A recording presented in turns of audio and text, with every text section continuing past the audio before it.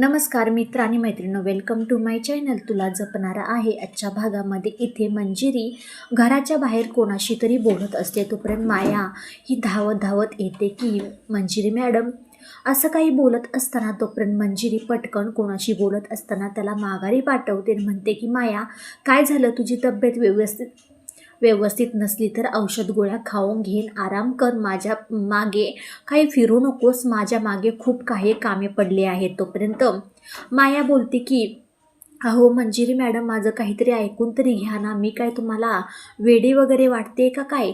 तोपर्यंत मंजिरी म्हणते, हो नाही वाटत, मला मान्य आहे, पण घरातल्यांना तर वाटतंय ना तू वेडी आहेस म्हणून. तशा प्रकारे तू कृत्य तरी करत आहेस.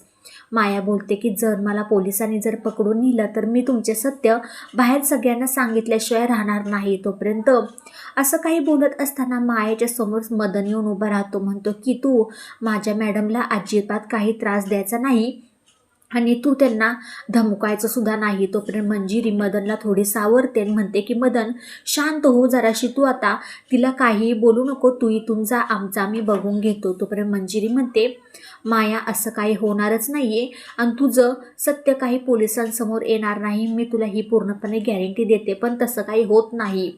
तोपर्यंतही ते मीरा, वेदा, अथर्व हे सगळेजणी बसलेले असतात. अनन्याही असते. वेदा पटकन मीराला घट्ट मिठी मारते. म्हणते की आई, इथून पुढे तू कुठेही जायचं नाहीस बरं का. तोपर्यंत मीरा काही बोलण्याच्या आधीच तोपर्यंत अथर्व बोलतो, हो मी तुझ्या आईला आता कुठेही जाऊन देणार नाही. असं काही बोलत असताना अंबिका त्या दोघांवरच्या प्रेम बघते की हो खरंच आत्ता ह्या दोघांमधलं प्रेम आत्ताशी कुठे फुलायला लागलं आहे.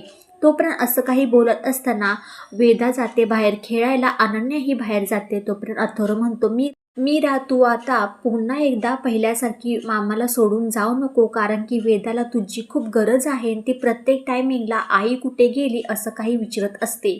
तोपर्यंत असं काही झाल्यानंतर वेदाने जो काही स्केच मीराचा काढलेला असतो तो स्केच माया उचलते, तो चिखलात फेकून देते आणि हे सगळं काही अंबिका पाहते. अंबिका पाहिल्यानंतर वेदाला हे सगळं समजतं. पूर्ण घरामध्ये ती स्केच सुकते.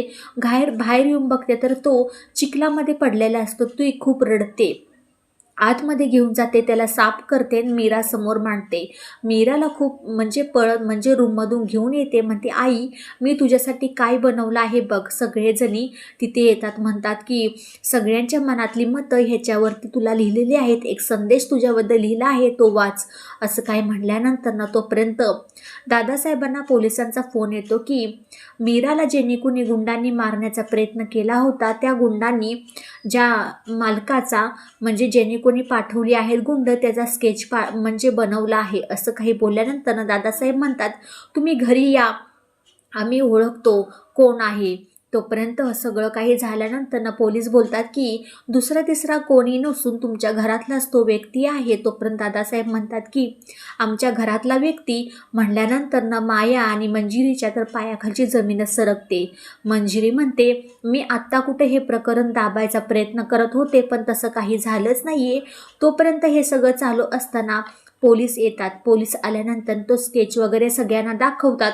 स्केचवरनं सगळ्यांना काही समजतं की नक्की कोण आहे. प्रत्येकजण हातामध्ये घेऊन बघतात. तोपर्यंत मंजिरी म्हणते की मला जर माझं सत्य लपवून ठेवायचं असलं तर ह्या मायाला मारलंच पाहिजे, कारण की मला सत्य माझं कोणासमोरही आणायचं नाही आहे. त्यासाठी ह्या मायाला मारण्यासाठी मी काहीही करू शकते.